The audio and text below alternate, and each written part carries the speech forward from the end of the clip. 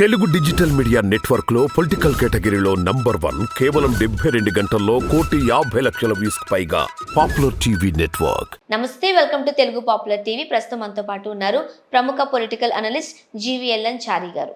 నమస్తే అండి. చారి గారు, ఘంటాపదంగా మీరు ఎప్పుడు కూడా రాబోయే ఎన్నికల్లో వైఎస్ఆర్సీపీనే అధికార పీఠం ఎక్కబోతుందని చెబుతూ ఉంటారు. అయితే పోలింగ్ సరళి చూసిన తర్వాత ఇన్ జనరల్గా మనం చూస్తే, అంటే గత ప్రీవియస్ సిచ్యువేషన్స్ చూసినట్లయితే ఎప్పుడు పోలింగ్ శాతం పెరిగినా ప్రభుత్వం మారుతూ వస్తుంది. అండ్ ఈసారి 2% పెరిగింది. అండ్ గతంలో ఎన్నడూ లేని విధంగా 80% పైచిలుకు పోలింగ్ నమోదైంది. ఇది మరి ప్రభుత్వానికి సంబంధించి అంటే మార్పు దిశగా వెళుతుందంటూ కొంతమంది చెబుతూ ఉన్నారు. మీరేమంటారు? ఒకే అంశం గుర్తుపెట్టుకోవాలండి. పోలింగ్ శాతం పెరిగింది 2019లో,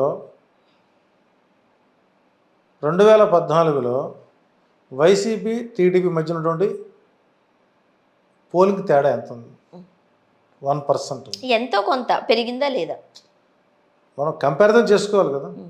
ఇప్పుడు ఇక్కడ ఆ పెరిగినటువంటి ఓట్ బ్యాంక్ ఎటు పక్క పడింది అనేది అలా అనుకుంటే 2019లో లాస్ట్ ఇయర్ ఎలక్షన్స్లో అప్పుడు కూడా పెరిగింది 1% బట్ జగన్ ప్రభుత్వం అధికారంలోకి వచ్చిందిగా. ఇక్కడ నేను అదే చెప్తున్నానండి. ఇక్కడ చెప్పేది ఏంటంటే 2019లో పసుపు కుంకాలు వేసారు, ఓటు బ్యాంక్ బాగా పెరిగింది, టీడీపీ మాదే గెలుపు అనుకున్నారు. 2024లో సరికి 1.2% లేడీస్ ఓటింగ్ పెరిగింది. అందులో జాయినింగ్ ఓటింగ్ ఎక్కువ ఉంది. ఈసారి ఫ్రెషర్స్ ఉన్నారు. సరే, ఫ్రెషర్స్ యూత్ వాళ్ళ మనోబలుడు అట్లా వెళ్ళిపోతాం. మన ఆ 1% మనం పక్కన పెట్టద్దాం. ఆ 1% మన క్యాలిక్యులేషన్ చేయటం లేదు. ఇక్కడ ప్రధానంగా మేము ఎంచేది ఏంటంటే 23 సీట్లతో 2019లో ఓడిపోయిన చంద్రబాబు నాయుడు గారు 65 సీట్లు గెలిచి మ్యాజిక్ ఫిగర్కి వచ్చి అక్కడి నుంచి 10-15 సీట్లు కావాలి, సుమారు 85 సీట్లు ఆయన గెలుచుకుంటే అధికారం ఈజీగా వస్తుంది ఆయనకి. అర్థమైంది మీకు? 2019లో 23 సీట్లు సరిపెట్టుకున్న వ్యక్తి మ్యాజిక్ ఫిగర్కి రావడానికి ఎంత కావాలి? 65 కావాలి. అవునా? అంటే 88 మ్యాజిక్ ఫిగర్. ఇంకా మెజారిటీ కావాలంటే ఒక 10 సీట్లు కావాలంటే సుమారు 95 సీట్లు 97 సీట్లు వస్తే పూర్తి స్థాయిలో ప్రభుత్వం నిలబడుతుంది. రైట్.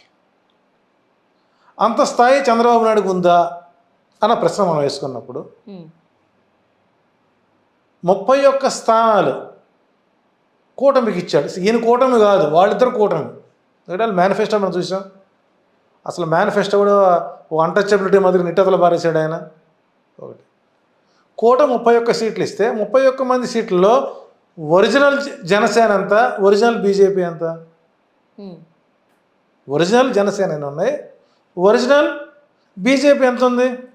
అంటే ఆ కూటమిలో నుంచి 31 సీట్లలో హీనపక్షం 10 నుంచి 11 సీట్లు కూటమి గెలుచుకుంటుంది.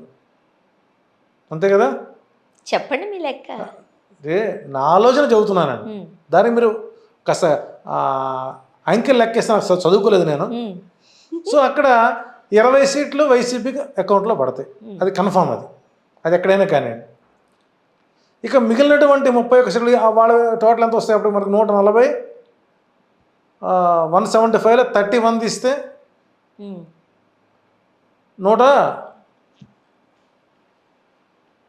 175 మైనస్ 31. ఓకే, మీరు అంటే ఓవరాల్గా చెప్తూ ఉన్నారు. సో ఈ నంబర్ నేను కంపేర్ చేస్తున్నానండి. ఇక్కడ వచ్చేసరికి ఆంధ్రప్రదేశ్ చరిత్రలో 45 స్థానాలు నుంచి 35 స్థానాల్లో టీడీపీ ఇంతలో గెలవని స్థానాలు 35 ఉన్నాయి. గెలవని స్థానాలు ఎన్ని ఉన్నాయి? 35 ఉన్నాయి. ఓకే, మీరు 1983 నుంచి కంపేర్ చేసుకుంటూ వస్తే 35 స్థానాలు. 35 ప్లస్ 20 ఏంటండి? 35, 20, ఓకే, 55 స్థానాలు. 55 స్థానాలు. ఇంకెన్ని ఉన్నాయి మనకు? 120 స్థానాలు ఉన్నాయి. 120 స్థానాల్లో ఒక 40 స్థానాలు వైసీపీ గెలుచుకున్న స్థానాలు లేవా?